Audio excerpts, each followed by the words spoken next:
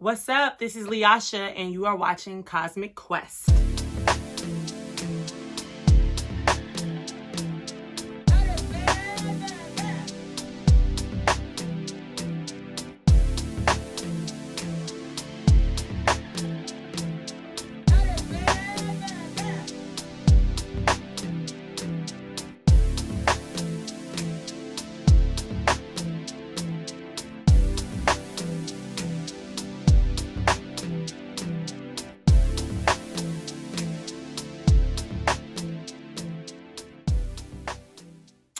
In this episode, I would like to talk about the importance of having intentional relationships with people.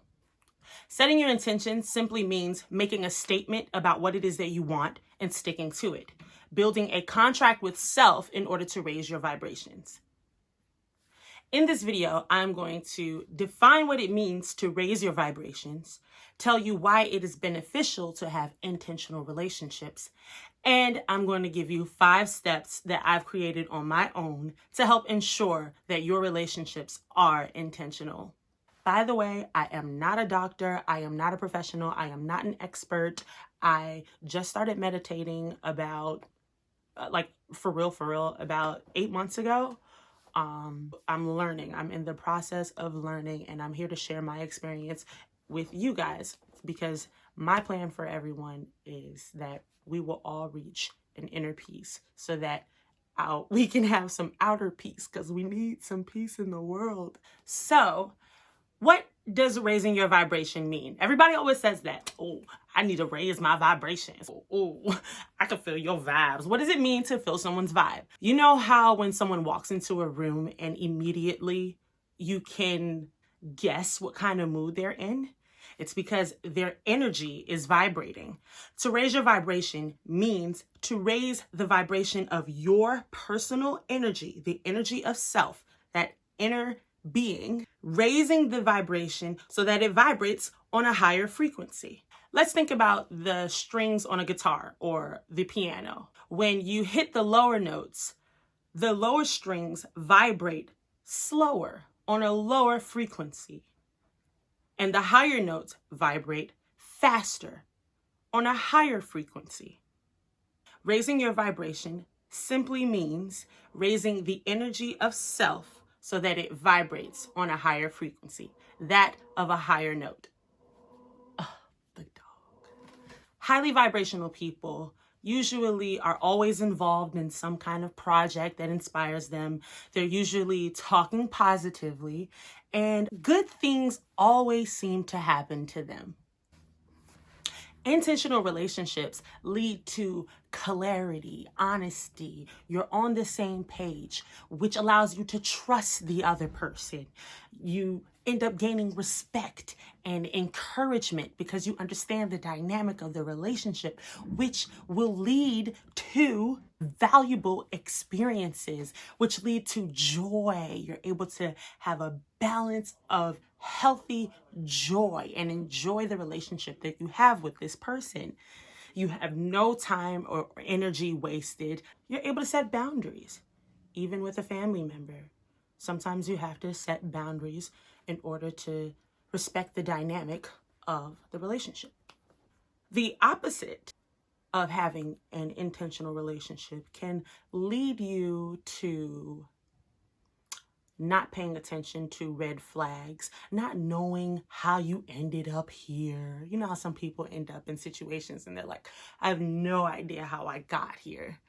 It's because they were going with the flow instead of being intentional. Yeah, a lot of people ignore the red flags and they make up excuses for why the dynamic isn't working, and they misread people, misunderstand, or manipulating those red flags to mean something else and end up pulling you closer to something that you should have paid attention to the red flag.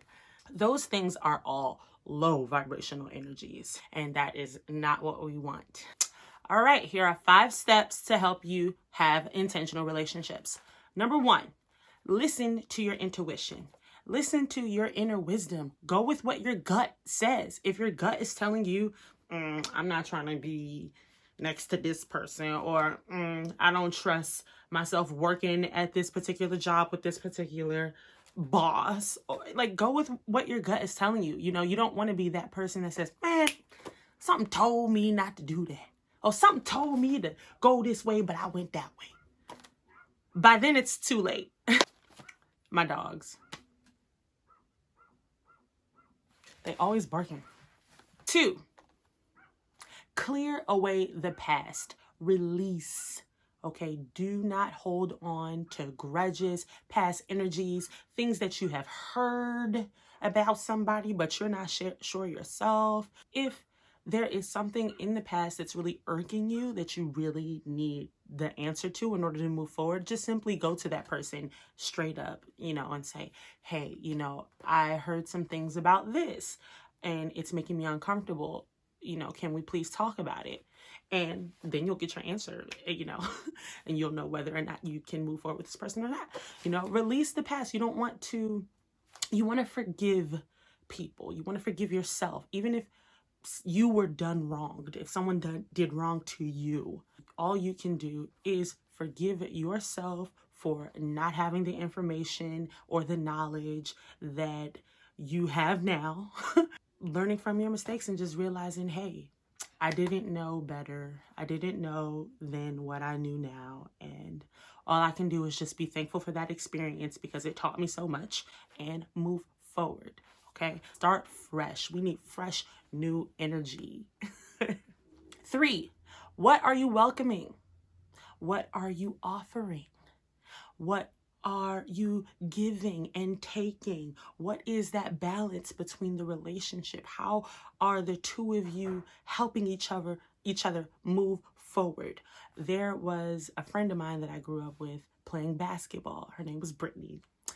And she was better than me. She was better than me in basketball. And we would always play one-on-one, and I would always get my ass whooped. Okay? It wasn't until one day I finally beat her. I pushed, I worked so hard, and I beat her. That was just, you know, a note to self. I was like, you know, I was using her so that I can get better. She was using me so that she can get better. It was a beautiful exchange of energy there. 4, am I moving forward or am I stuck? What's the analogy? What's the scientific definition of whatever? Like, an object in motion stays in motion, and until something blocks that motion forward, that forward movement. Is the relationship moving forward, or are we just sitting around doing the same old thing over and over and over again and not leading nowhere, not learning from each other, not making any progress in life ever?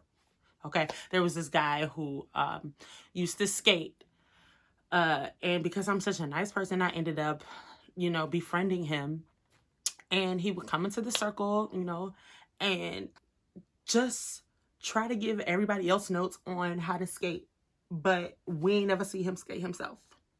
So, you know, we just got tired of him coming to the circle. We didn't want to invite him anymore because the energy was not moving forward. You know, it's cute you trying to coach and push us, but you know, you're not doing anything yourself. You know, there is no give and take energy here. So boop, he was dropped out of the skate circle.